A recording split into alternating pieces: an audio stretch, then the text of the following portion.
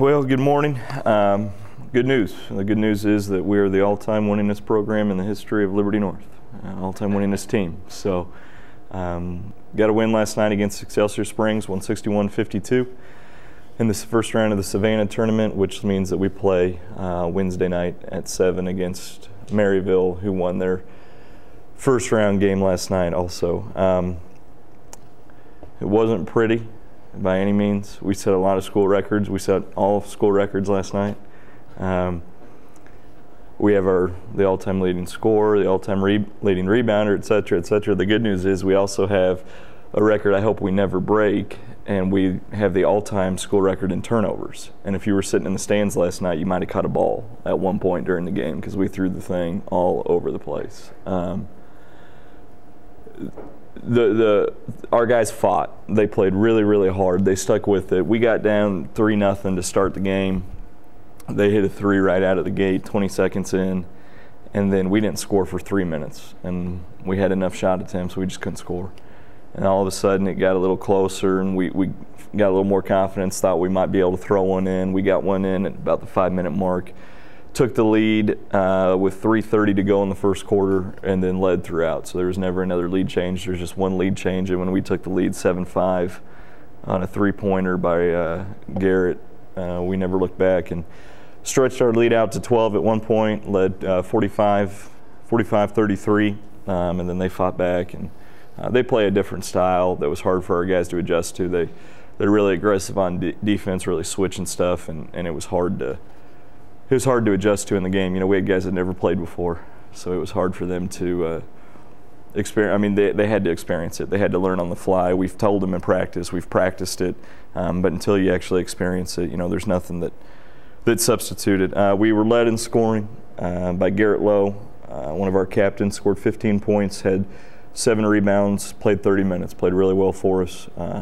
Zach Starr had 14 points, shot 8 of 11 from the foul line, including 8 of 8 in a stretch. And then we also were in double digits by our freshman Brinkley Jolly, had 12 points and 9 rebounds, and played really well. We were tough. We won every quarter. Won the first quarter by 4, second quarter by 1, third quarter by 4, and then tied in the fourth quarter. But I just thought that our effort was tremendous. We didn't make it look pretty. But we'll take the end result, and it means that we're 1-0 and get a chance to play on Wednesday in the semifinals. So just a brief synopsis of the game, and I'd like to open it up for you guys now for some questions. What positives can you take out of last night's game? I thought we fought. I thought we fought like all heck because we stunk in stretches. I mean, we were turning the ball. Guys are standing right here, and we're just throwing it right into their hands and giving up layups. We turned the ball over 23 times.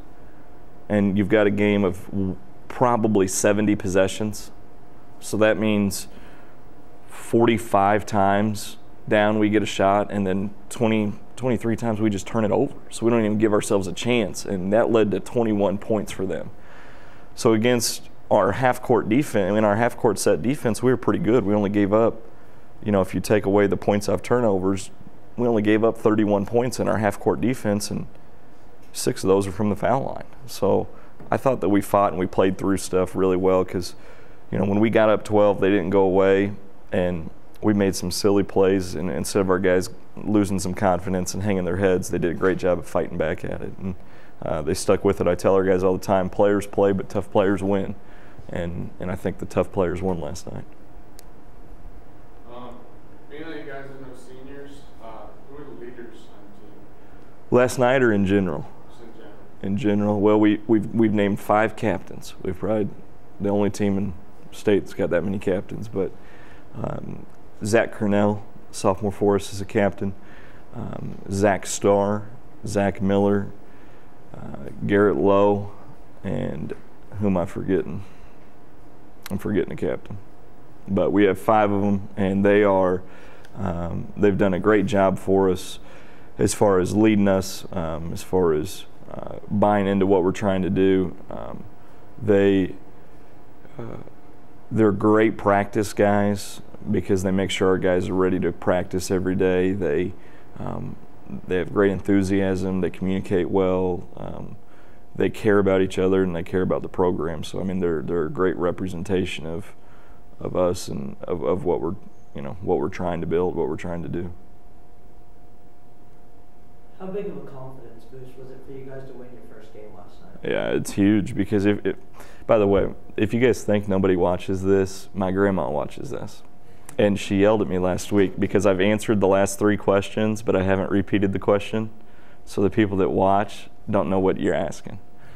So I need to remind myself, hi, Mama. The question was how much confidence does it give us winning our first game? And it's huge because, our guys have practiced, and I'd like to think they've practiced really hard for 3 weeks. And all that work then for our guys kind of shows up in game 1. They think that if they win, they're really good. They think if they lose, they're not. Because that's our first test. And so when we passed our first test, I think that gives us a huge amount of confidence. We're not as good as we were in the stretches we played well, and we certainly weren't as bad as we are in the stretches we played poorly, but I think that it shows them that they can compete at a varsity level and they can have success. What things are you really going to work on for your game Wednesday against Maryville? Well, we'd like to not throw them the ball. We'd like to not turn it over. Those are the things we're going to work on today. When you turn it over as many times as we did, it's amazing that you win. We were -6 in turnovers. They had 17. Well, that's 6 possessions then that are that swing in their favor, and that means that if they score on half those, there's 6 points. And so we have got to do a better job at taking care of the ball and quit throwing it all over the place. And we need to do a better job of just flowing into our offense. The main thing is turnovers. We don't turn the ball over, we win. We can stretch our lead out. We can win. How